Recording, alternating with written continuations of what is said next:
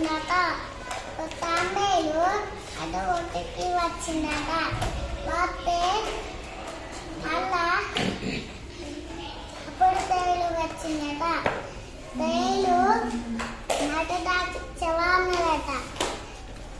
నువ్వు నన్ను కుడతావా అన్నదట. కుడతావా అంటే నేను కుట్టాను అన్నదట. అప్పుడు నటు దాచించిందట. ఇప్పుడు మీద తెచ్చుకున్నదట. అప్పుడు తెచ్చుకుంటే కొంచెం దూరం పోయిందట. కొంచెం దూరం పోతే కొట్టిందట మీద. కొడితే అప్పుడు నువ్వు కుట్టాన్నావు కదా, నువ్వు ఎందుకు కుట్టినా,